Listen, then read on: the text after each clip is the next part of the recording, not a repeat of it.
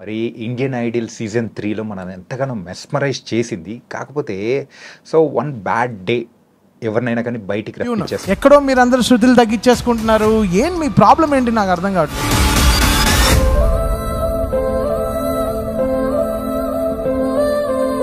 ఏంటంటే మిమ్మల్ని చూస్తుంటే ఒక మాట చెప్పాలనిపిస్తుంది. Beauty with brains dangerous, beauty with brains plus voice most dangerous.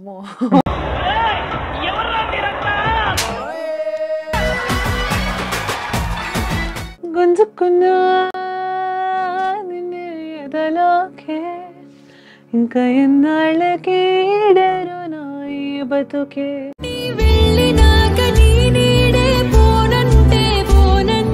కమ్మని ఈ ప్రేమ లేఖలే రాసింది హృదయమే.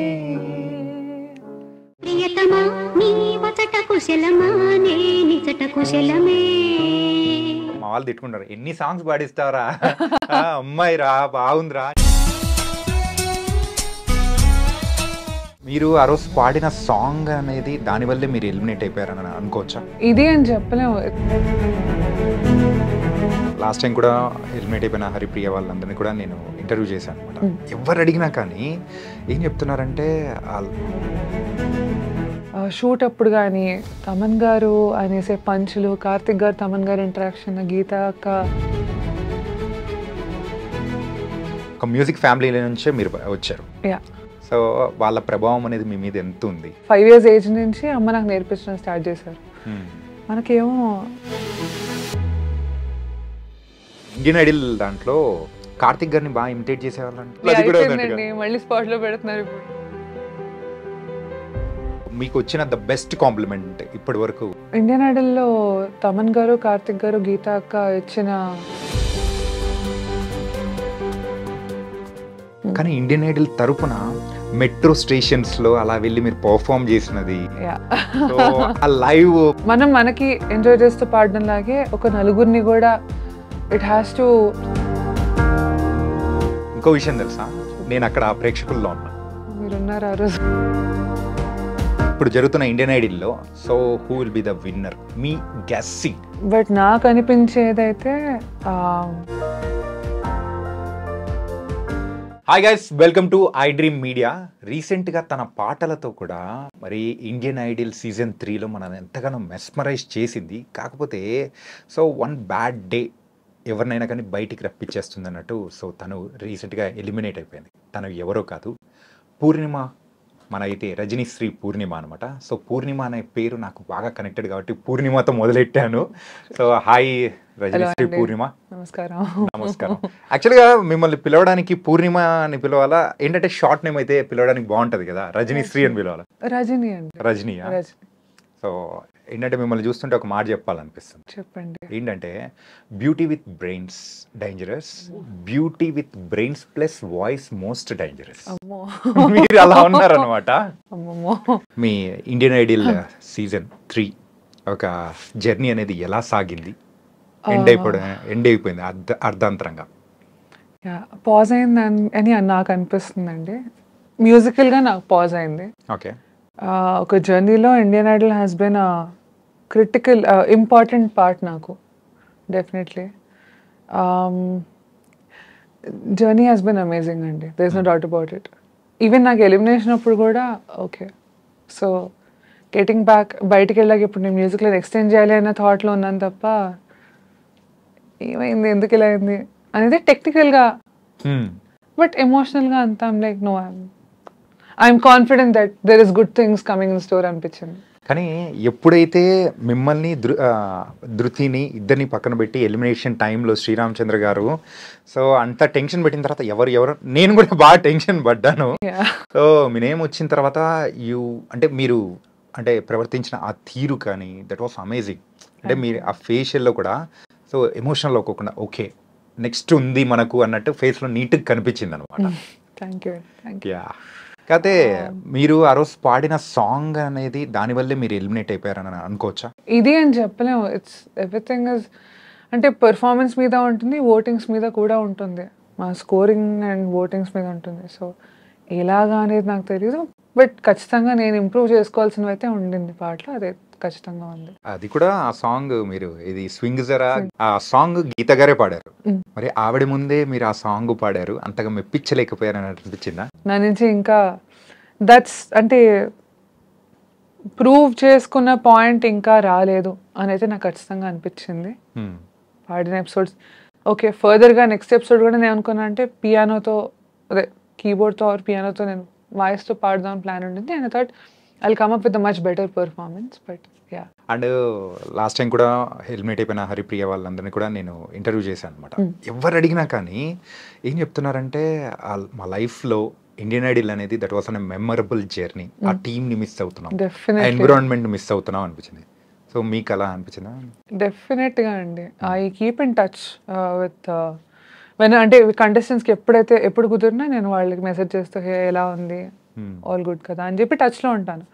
I do miss them a lot. We had a lot of fun. మాకు షూట్ అప్పుడు కానీ తమన్ గారు అనేసే పంచులు, కార్తిక్ గారు తమన్ గారు ఇంటరాక్షన్, గీత అక్క కార్తిక్ గారికి తెలుగు నేర్పించినప్పుడు వాళ్ళ ఇంటరాక్షన్, తర్వాత శ్రీరామ్ గారితో మేము ఎంజాయ్ చేసేదంతా నేను డెఫినెట్గా I missing that. And rehearsals కూడా. ఓకే. సో ఇప్పుడు ఆ జడ్జెస్లో సో ఎవరు మీకు బాగా ఇష్టం అంటే ఏం చెప్పారు? అందరూ ఇష్టం అండి, ఒకళ్ళని చెప్పలేం. మీకు 2 కంట్లో ఏ కన్నా ఇష్టం అంటే చెప్పలేరు. కాకపోతే అక్కడ ముగ్గురు ఉన్నారు కదా, స్టిల్ యూ కాంట్ చూస్ అంటున్నాను. యా, బట్ అందరూ they been equally supportive and encouraging అండి. అండ్ మీరు ఏంటంటే పర్సనల్ లైఫ్ దాని గురించి వెళ్ళే ముందు సో మా ప్రేక్షకులకు ఏదైనా ఒక మంచి సాంగ్ తో, తప్పకుండా అంటే ఒక ఆర్మం లా కూడా అనుకోవచ్చు కదా. షూర్ అండి, I try my best here. మది దాచుకున్న రహస్యాన్ని వెతికేటి నీ చూపు నా పేదలా, నీ నీలి కన్నుల్లో పడి మునకలేస్తున్న నా మనసు తేలేదలా, గిలిగింత పెడుతున్న నీ చిలిపి తలపులతో ఏమో ఎలా వేగడం, కన్నుల్లోని రూపమే గుండెల్లోని ధ్యానమే, నాశని స్నేహమే నా శ్వాసని కోసమే. వాహ్, థ్యాంక్ యూ. మొత్తానికైతే ఒక్కసారిగా ఆ మూడ్ లోకి పిలుచుకొని పోయి తీసుకొని వచ్చేసారు. థ్యాంక్ యూ అండి. అంటే ఓన్లీ మెలోడీసేనా లేకపోతే try the all other sector కూడా? జానరస్. సో ఎక్కువ మెలడీ ఇంకా క్లాసికల్, నాకు అక్కడి నుంచి స్టార్ట్ అయింది. నాకు ఎక్కువ అంటే క్లాసికల్ తర్వాత మెలడీ. బట్ ఇప్పుడు వేరే జానర్స్ కూడా ఇండియన్ ఐడల్ ద్వారా కూడా I'm able to learn and push my self out of my comfort zone. Okay, explore చేస్తూ ఉన్నారు. యా, డెఫినెట్లీ వర్సటైల్ గా ఉండాలండి మ్యూజిషియన్, సింగర్ అన్నాక. So that's what I'm striving for. And coming to your personal life, so ఒక music family నుంచే మీరు వచ్చారు. Yeah. So వాళ్ళ ప్రభావం అనేది మీ మీద ఎంత ఉంది? చెప్పాలంటే అమ్మ కడుపులో ఉన్నప్పటి నుంచి ఉంది. అమ్మ పాడుతూ ఉండేదని చెప్తుండే. అండ్ నేను పుట్టిన తర్వాత ఐ థింక్ నేను 5 years ఏజ్ నుంచి అమ్మ నాకు నేర్పించడం స్టార్ట్ చేశారు. మనకేమో అంటే పిల్లలు ఆడుకోవాలి, అల్లరి చేయాలి అనేది ఇంట్లో ఉంటా, అమ్మ స్ట్రిక్ట్గా కూర్చోబెట్టి చెప్పేది. అలా కొంతకాలం నేను నేర్చుకున్నాను అమ్మ దగ్గర. తర్వాత ఇంకా అమ్మ మాట వినట్లేదు, అల్లరి చాలా ఎక్కువ అయిపోయింది అని చెప్పి నన్ను బయట SS మ్యూజిక్ అకాడమీలో నన్ను జాయిన్ చేశారు. జీవి ప్రభాకర్ గారి దగ్గర సింగింగ్, జీపీ లలిత గారి దగ్గర కీబోర్డ్ స్టార్ట్ చేశాను అక్కడ. నేను మా అన్నయ్య కలిసి వెళ్ళేవాళ్ళము. అంటే అన్నయ్య 1 monthకి వచ్చాడు కీబోర్డ్కి, నేను సింగింగ్కి వెళ్ళేదాన్ని. ఆ 1 month అన్నయ్య మానేసాక నేను కీబోర్డ్ కూడా దెబ్బలాట నేర్చుకున్నాను. ఆఫ్టర్ దట్ ఇప్పుడు కరెంట్లీ 2009 నుంచి ఫణినారాయణ గారి దగ్గర నేర్చుకుంటున్నాను. వడలి ఫణినారాయణ గారు, ఆయన వీణ విద్వాంసులు, బట్ నేను ఆయన దగ్గర వోకల్స్ నేర్చుకుంటున్నాను. అండ్ మా అమ్మమ్మలు, పెద్దమ్మలు, తర్వాత వాళ్ళ కజిన్స్ మొత్తం అందరూ పాడేవాళ్ళు, బాగా సంగీతం వినేవాళ్ళు. సో అది నాకు ప్లస్ అయిందని చెప్పచ్చు. బాగా ప్లస్ అయిపోయింది చిన్నప్పటి నుంచే ఆ ఇన్ఫ్లుయెన్స్ అనేది కూడా ఉండడంతో బాగా. కానీ ఒకటి అడగనా, ఏంటంటే చిన్నప్పుడు అల్లరి అంటే మనం ఆడుకోవాలని చెప్పేసి అట్లా అన్నప్పుడు మీకు కూడా ఏంటిదమ్మా అని చెప్పేసి అనిపించిన సందర్భాలు? చాలా సార్లు. బలవంతంగా పెట్టారు అనిపించింది కదా. డెఫినెట్ గా ఆ ఏజ్ కి ఎలా ఉంటుందండి తెలియదు కదా. బట్ అలా అని నాకు థర్డ్ క్లాస్ లో కూడా అనిపించేది, నేను ఏదో ఎక్కువ ఆడేస్తూ ఉంటే మ్యూజిక్ అంటే అమ్మ మాట వినకుండా పాడకపోతే ఏదో తేడాగా ఉంది అనిపించేది. తేడాగా ఉంది అంటే మ్యూజిక్ మిస్ అవుతుంది ఓకే. ఆ ఏజ్ లో, తెలియదు కదా ఇదే అని. Definitely music has been and very important part throughout my life పుట్టినప్పటి నుంచి. సో కానీ మరి సీరియస్గా ఒక మ్యూజిక్ గురించి మీకు ఎప్పుడంటే so this is serious thing I have to నేను కాన్సన్ట్రేట్ చేయాలి అని ఎప్పటి నుంచి అనిపించింది మీకు? ఇయర్ అని చెప్పలేనండి, because I phases. I was always interest చాలా ఉండింది అంత పాటు ఆట అని. బట్ ఐ థింక్ అమ్మ నాతో, సో మా అమ్మ కూడా సంగీతం నేర్చుకున్నారు, డిప్లొమా చేశారు. అండ్ తను ఇప్పుడు షీఈ్ ఇంటూ మ్యూజిక్ డైరెక్షన్. తన డివోషనల్ ఆల్బమ్స్, తన మ్యూజిక్ చేస్తారు అమ్మ. సో నన్ను ఒక ఆల్బమ్లో పాడించారు. అక్కడి నుంచి నాకు బాగా అమ్మో ఇప్పుడు నేను సరిగ్గా పాడకపోతే నాకు పడేలా ఉన్నాయని చెప్పి ఇంటికి వెళ్ళిన తర్వాత బెత్తం అంతే అది. అండ్ మా సార్ దగ్గర, నేను ఫణినారాయణ గారి దగ్గర నేర్చుకున్నప్పుడు ఇంకా ఇంట్రెస్ట్తో పాటు అమ్మ సీరియస్గా నేర్చుకోవాలి. బట్ యా ఆ సపోర్ట్ ఎప్పుడూ ఉంది ఇప్పటికీ. సో మ్యూజిక్లో అయితే మీరు ఎంత ముందుకెళ్తున్నారో అర్థమవుతుంది. మరి అకాడమిక్స్లో ఎలా ఉన్నింది? అది యావరేజా, బిలోనా, హయ్యా? అకాడమిక్స్ కూడా నేను దానికంటే మ్యూజిక్ ఎక్కువ నాకు దగ్గరగా ఉండేదండి చెప్పాలంటే. సో మ్యూజికే నాకు ప్రయారిటీ ఉండింది. సో నెక్స్ట్ థింగ్ ఏంటంటే యూజువల్లీ ఎవరైనా కానీ సంగీతం ఫ్యామిలీ నుంచి వచ్చిన పేరెంట్స్ అంటే వాళ్ళ పిల్లల్ని ఒక సింగింగ్ లేకపోతే మ్యూజిషియన్ చేయాలనుకుంటారు. కాకపోతే ఈ రెండు కలగలిపి మీకు ఎలా వచ్చాయి? దట్ వాస్ వండర్ తెలుసా, చాలా తక్కువ మందికి మాత్రమే వస్తుంది ఇలా. అది ఇంట్లో ఉన్న సపోర్ట్ అండి. ఎందుకంటే మా నాన్నకి ఏమో లైక్ బీటెక్ చేయాలని, మా అమ్మకి నేను సంగీతం అని. సో బీటెక్ చేసేంత వరకు నాకు నాన్న it's okay you can do it అని పుష్ ఉండింది. అయ్యాక హీఈస్ ఆల్సో కంప్లీట్లీ సపోర్టివ్ ఉంటే మ్యూజిక్. దానివల్ల నేను ఎక్కువ ఎప్పుడు మ్యూజిక్లోనే ఉండేదాన్ని, చదువు కంటే మ్యూజిక్ ఎక్కువ ఉండేది నాకు. సో మీరైతే బీటెక్ బ్యాక్గ్రౌండ్ నుంచి వచ్చారు. బీటెక్ బ్యాక్గ్రౌండ్ మరి అయితే ఇంజనీరింగ్ కాలేజ్ మీరు ఉన్నప్పుడు ఫెస్ట్లలో కానీ మొత్తం ఫుల్ ఫ్రెండ్స్తో, అదే ఫ్రెండ్స్తోనే ఎంజాయ్ చేసేవాళ్ళం బాగా. ఎప్పుడు క్లాస్లో బయట వేరే క్లాస్ అబ్బాయిలు కూడా వచ్చి సో ఎప్పుడు పూర్ణిమ పడుతుంది, ఎప్పుడు రజనీ పడుతుంది వినడానికి రెడీగా ఉన్నారా అట్లా ఫ్యాన్స్? అందరం లేదండి, అందరం కలిసి కూర్చొని పాడుకునేవాళ్ళం. అంటే టీచర్స్ దగ్గర సపోర్ట్ కొంచెం తక్కువ ఉండేది. అకాడమిక్స్ లో డౌన్ అవుతారని చెప్పేసి వాళ్ళు అంత ఇవ్వరు, పుష్ ఇవ్వరు. సో అందరం కలిసి మేము జామ్ చేసేవాళ్ళం. అంటే మాకు బ్యాండ్ ఉండేది. ఓకే, ఇది ఇంజనీరింగ్ నుంచి. ఓకే, అక్కడ నాకు ఫస్ట్ సీనియర్స్తో నాకు మంచి ఇంటరాక్షన్ ఉండేది. మా సీనియర్స్తో ప్యాషనెట్ ఉండే వాళ్ళందరూ. But they naught into completely into music now, but very passionate people. నాకు ఆ బ్యాండ్ నుంచి నాకు అక్కడ కాలేజ్లో స్టార్ట్ అయింది జామింగ్ అనేది. వాళ్ళతో మీరు బాగా పాడిన సాంగ్ ఏదైనా ఉందా? Yeah please. ఆ సాంగ్ ఏంటంటే మళ్ళీ మీ ఫ్రెండ్స్ అందరూ, ఆ బ్యాండ్ వాళ్ళందరూ కూడా వావ్ రజనీ పాడింది మన కోసం అన్నట్టు ఉండాలి. మొన్నటి వరకు కూడా వాళ్ళని కలిసినప్పుడు ఇదే పాట అండి. After 6-7 years also same song. వాళ్ళు అదే బ్యాండ్ కి మాత్రం పక్కా ఒక సాంగ్ ఉంటుందండి, అందరిది ఒక పాట ఉంటుంది. గుంజుకున్న పాట ఉంది, అది పాడుతూ ఉండేదాన్ని మీ అందరి కోసం. గుంజుకున్నా ఎదలోకే ఇంకా ఎన్నాళ్ళకి ఈడెరునా ఈ బతుకే, తేనె చూపే చల్లో నాపై చిందేలా తాళనంటోంది మనసే నీరు పడ్డ అద్దంలా, కొత్త మణిహారం కొడిసెతి గడియారం, కొత్త పెద్ద పులినైనా ఆడిచే అధికారం, వెళ్ళినాక నీ నీడే పోనందే గుండె కింద నీడొచ్చి కూర్చుందే, ఇక అది మొదలు నా మనసి తలోంచే ఎరగదుగా, కొడుగంచై నీడు మది నిప్పుతోందిగా, గుంజుకున్నా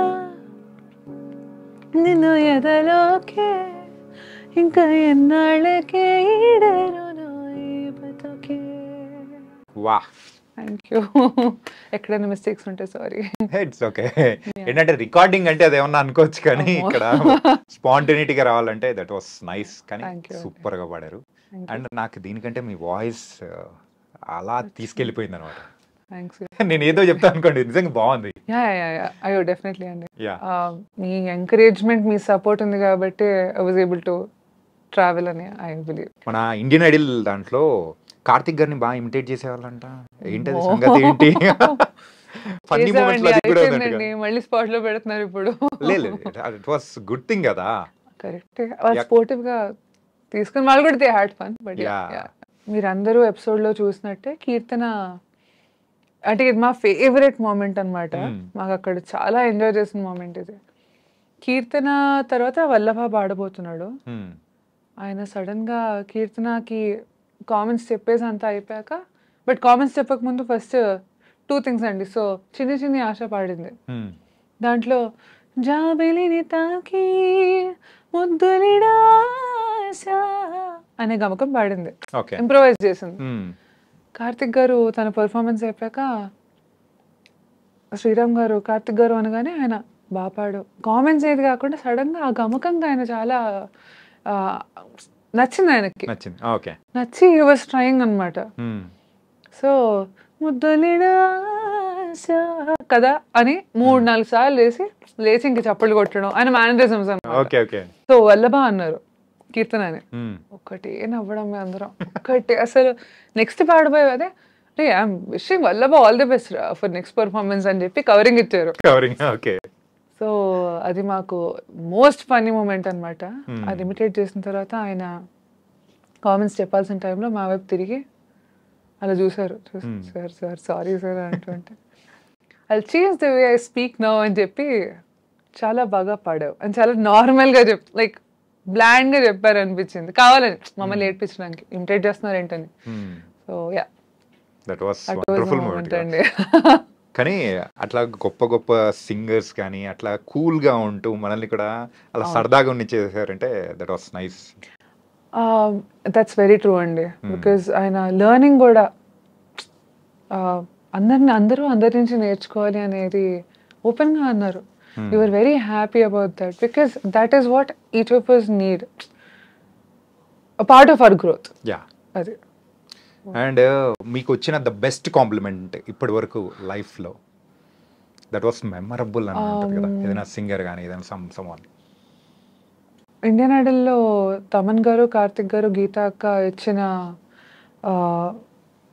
ఒక కాంప్లిమెంట్ ఏంటి అంటే I have a different voice texture అని చెప్పారు. లైక్ యూనిక్ వాయిస్ టెక్స్చర్ అన్నారు. So and yeah that was the most memorable one. And అది కాకుండా తమన్ గారు హీ ఆల్సో సెడ్ ఎలిమినేట్ అయ్యే టైంలో, ఎలిమినేట్ అయ్యాక హీ టోల్డ్ మీ దట్ నీ వాయిస్కి నీ టెక్స్చర్కి కరెక్ట్గా ఉన్న సాంగ్ నేను కంపోజ్ చేసినప్పుడు I'll give you a call అన్నారు. Wow. So yeah that was a huge blessing అండి. కానీ చాలామంది ఒకసారి అనిపిస్తుంటాను అనమాట, ఏంటంటే చాలామంది మ్యూజిషియన్స్ కానీ కొత్తగా ఎవరైనా కానీ ఆ స్టేజ్ మీదకి వచ్చారంటే అవకాశం ఇవ్వడానికి తమన్ గారు ఎప్పుడు సిద్ధంగానే ఉంటారు కదా. Very supportive. రీసెంట్ టైమ్స్లో కూడా మేము ఒకటి చూసాము, ఏంటంటే తెలంగాణ జానపదాలు దానికి సంబంధించి పాడుతూ ఉన్నప్పుడు కూడా ఐ గివింగ్ ఏ ఛాన్స్ అని చెప్పేసి ఓజీలో ఇస్తాను. నిజంగా హీఈస్ వెరీ ఎంకరేజింగ్ అండి, very supportive, an amazing human being అండి. చాలా మంచివారు. యా వెరీ పాజిటివ్, పాజిటివిటీ ఎక్కువ ఉంది. అండ్ మీ లైఫ్లో ఒక సాంగ్కి అంటే ఒక ప్రత్యేకమైన స్థానం అనేది ఉంటుంది. So old or new anything, but అట్లా మీకు ఏదైనా సాంగ్స్ అనేటప్పుడు ఆ సాంగే గుర్తొచ్చేసాం. ఏ సాంగ్ అది? అంటే గోల్డెన్ సాంగ్స్ తిరుగుతున్నాయా? అలా ఒక లిస్ట్, అలా కోడింగ్ చేసినప్పుడు జిప్ జిప్ జిప్ అని వస్తుంది కదా, అలా ఒక లిస్ట్ మొత్తం జిప్ అని వస్తుంది. కానీ ఏ పాట ఎంచుకోవాలనేది హృదయం తెరిచా మనసే గెలిచా ఒకటై నిలిచా శుభమే తలచా బ్రతకనేలేనిలా పరాయిలా వినవా అడిగా అందాల చిన్ని చినుకులనే పీడుగే రానుంది అని తెలియకనే పీలిచా ఏడేడో రంగు తళుకులనే నలుపే చేరింది వీధిలా ఏమైనా ఏమైనా తప్పంతా నాదేలే చూపించగలలే నీకిచ్చదిగోలే మనసా మన్నించమంటూ అడగనులే తెలిసే ఇంకొక్కసారి జరగదులే కనులే కన్నీరు ఇంకి నిలిచేనులే తెలుపే దిద్దేటి సమ్మతే. వా, ప్రత్యేకంగా ఈ సాంగ్ కి నాకు ఒక అనుబంధం ఉంది. ఓకే, అదేంటో చెప్పనా? చెప్పండి. ఏం లేదు, అమ్మో. అంటే జస్ట్ చెప్తుంటారు కదా అలాగా. ఓ, ఒక్కసారి ఆ బిల్డప్ బాగుందండి, బాగా ఇచ్చారు. ఉండాలి కదండి, ఆ మాత్రం బిల్డప్ ఇవ్వాలి. సాంగ్ కూడా చాలా సూపర్ గా ఉంటుంది. ఆ సాంగ్ వింటూ వింటూ మనము ఏదైనా టెన్షన్స్ లో ఉన్నా గానీ ఆగిపోయి అలా వినొచ్చు అన్నమాట. ఆ మ్యూజిక్ లో ఉన్న పవర్ అలాంటిది. డెఫినెట్లీ అండి, మాకు కూడా as musicians that's very true. And ఇంకొకటి, మీ ఫ్యామిలీ మెంబర్స్ తో వచ్చి మీరు పర్ఫామ్ చేశారు కదా మరి ఇండియన్ ఐడల్ లో. సో ఆ మూమెంట్ కానీ హౌ ఇస్ ఇట్ పాసిబుల్, ఎలా స్టార్ట్ అయింది అది? నాకు ఫైనల్ ఆడిషన్ జరిగేటప్పుడు అమ్మ పెద్దమ్మలు రావడం జరిగింది. వాళ్ళకి ఏంటి అంటే జడ్జెస్ని కలవాలి, కార్తిక్ గారితో ఒక్క పాట పాడాలి అని వాళ్ళు దేవర్ వెయిటింగ్ అనమాట. ఓకే. సో ఆ రోజు జరిగింది సీన్ అదనమాట. నాకంటే ముందు వాళ్ళు వచ్చి పాడేస్తున్నారు, వాళ్ళ ఎక్సైట్మెంట్ అలా ఉంది. మీరు మొన్న వచ్చారండి, కానీ వాళ్ళు ఎప్పటి నుంచి పాడుతున్నారు? అది కరెక్ట్, అది నిజమే కదా. అంటే మళ్ళీ నర్వస్ అయిపోయారు, అంటే ఆ ఎక్సైట్మెంట్ పాడేటప్పుడు. దట్స్ వెరీ ట్రూ అండి, వాళ్ళకు ఉన్న ఎక్స్పీరియన్స్ కి అమ్మ మేమేమని చెప్పి పోటీగా వచ్చేసారు. అండ్ నేను ఆడిషన్ ఇచ్చేటప్పుడు కూడా నాకు ఐ ఫెల్ట్ గుడ్, వాళ్ళు ఉన్నారు నాతో స్టేజ్ మీద అని. ఎందుకంటే దే బీ మై స్ట్రెంగ్త్ అండి through out my journey, musical జర్నీలో కూడా. ఏదైనా ఫ్యామిలీ అంత సపోర్ట్ ఇచ్చింది కాబట్టి మీరు సక్సెస్ఫుల్ గా ఇలా ముందుకు వెళ్తూ ఉన్నారు, పాజిటివ్ వేలో తీసుకుంటూ. అవునండి. మరి ఇండియన్ ఐడల్ అయిపోయింది, సో వాట్స్ నెక్స్ట్? ప్లాన్స్ ఉన్నాయి, తెలుస్తుంది త్వరలో. అప్డేట్స్ అయితే ఇప్పుడు లీక్ చేయడానికి మాత్రం లేదా? యాక్చువల్లీ ఒక హ్యూజ్ అప్డేట్ ఉంది, అంటే recently started working with him అన్నమాట. Working for him. సార్ నన్ను ఈ వీక్ వచ్చింది 2 రికార్డింగ్స్ అయ్యాయి so far. And I'm looking forward to working with every music director, Thaman గారితో పాటు. అవునా? అదే ఏ మూవీకో చెప్తే వాళ్ళు కూడా వస్తా హ్యాపీ ఫీల్ అవుతారు. మాకు కూడా తెలియదండి. తెలీదా? తెలీదు. ఓకే. బయటికి వచ్చే వరకు ఏ మూవీ అనేది మాకు, అట్లీస్ట్ నేను వెళ్ళిన రికార్డింగ్ సెషన్కి అయితే నాది ఇదే అని తెలియదు.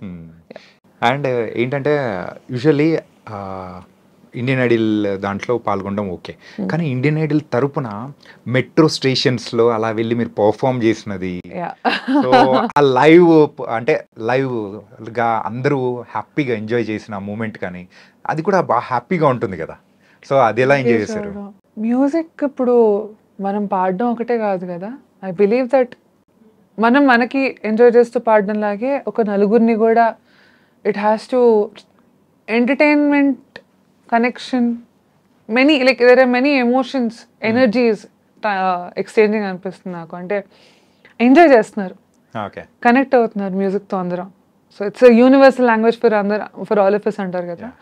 అలా ఆ రోజు మాకు మెట్రో స్టేషన్లో జరిగిన మినీ కాన్సర్ట్లో ఆడియన్స్ వర్ అమేజింగ్ అండి, రెస్పాన్స్ వాజ్ అమేజింగ్. మాతో పాటు చాలా చక్కగా ఎంగేజ్ అవుతున్నారు. ఇంకో విషయం తెలుసా, నేను అక్కడ ప్రేక్షకుల్లో ఉన్నా. మీరున్నారు ఆ రోజు. How did you like it? మీరే చెప్పారు. మరి ఫెంటాస్టిక్. నేను అంటే ఎవరా ఏంటా అని తెలీదు, ఇంటర్వ్యూ మీరు వస్తున్నారనేటప్పటికి ఓకే నాకు అక్కడ ఫ్లాష్ అయింది అనమాట. దట్ వాజ్ నిజంగా సూపర్ అనిపించింది. అండ్ రాజమౌళి గారితో వర్క్ చేయడం అనేది మీకు ఎలా అనిపించింది? టెన్షన్ ఉండిందండి, ఎందుకంటే వాళ్ళకి దే హ్యావ్ విజన్, లైక్ ఇలా చేయాలి, వాళ్ళకు ఆ ఐడియాలో ఉంటారు కదా.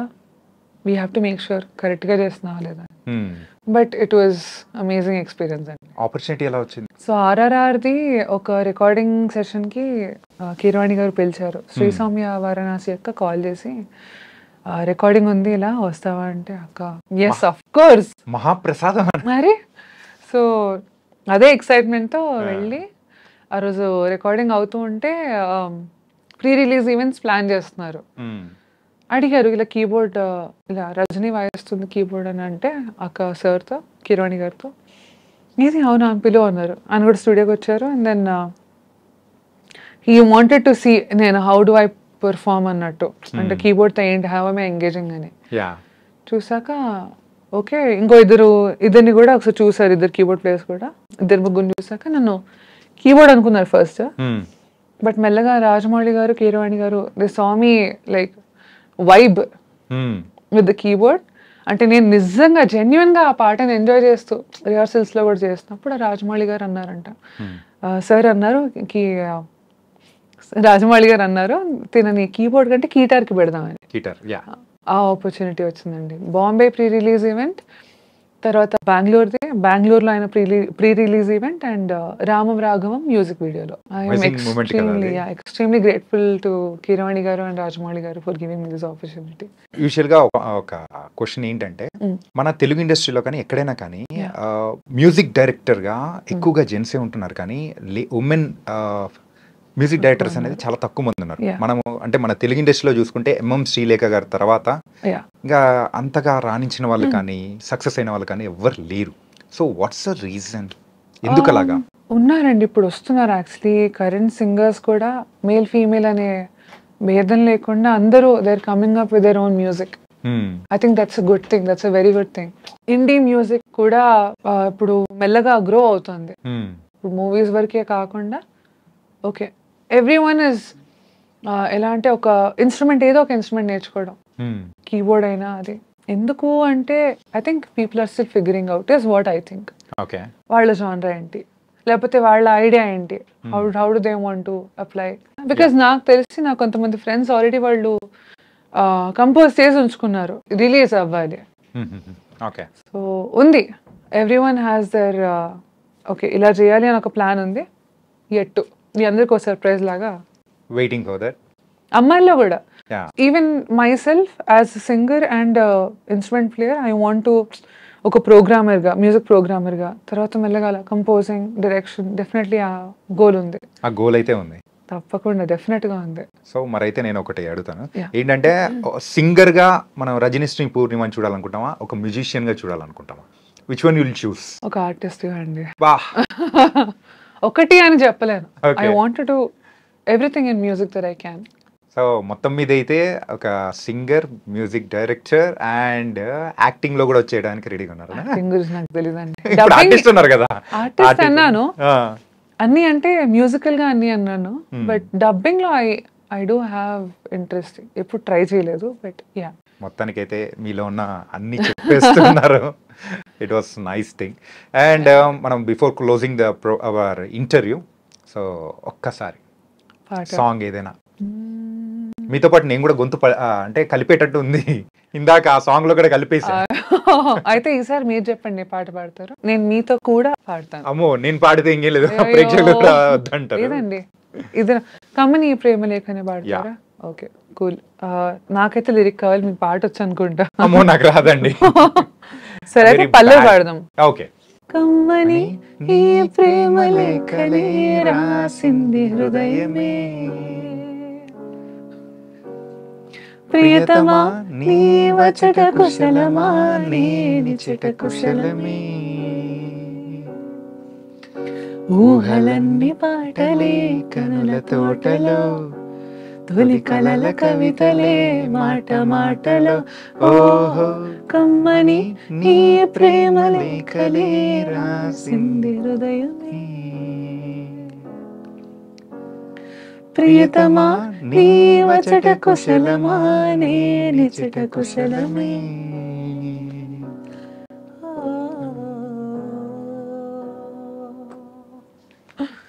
నేను యాంకర్ నండి, నన్ను కూడా ఈ సాంగ్ లో ఇన్వాల్వ్ చేసి సింగర్ చేశారు. మీరు సింగర్ కూడా ఇప్పుడు తెలుస్తాను మాకు. అంత లేదండి, I'm a very bad singer అన్నమాట. చాలా బాగా పాడారు. ఓ థ్యాంక్ యూ. సింగర్ దగ్గర నుంచి ఇలాంటి అప్రిషియేషన్ వస్తే కొత్త టాలెంట్ బయటకు వస్తుంది. ఇంకా అయ్యో మీరు యాంకర్ సింగర్ అని ఇప్పుడు మా అందరికి తెలుసు కాబట్టి మీకు సింగింగ్ ఛాన్సెస్ కూడా అయితే నెక్స్ట్ ఇండియన్ ఐడల్లో రాబోతున్నాడు ఈ చాణక్య. అమ్మో అమ్మో ప్రతి చూసారా యాంకర్ మీరు? ఇప్పుడు ప్రతి యాంకర్ ఇప్పుడు ఇండియన్ ఐడల్కే టార్గెట్ చేస్తున్న సంగతి తెలుసుకోవాల్సిన విషయమే. యా వద్దులేండి, నాకంత అదలేదు.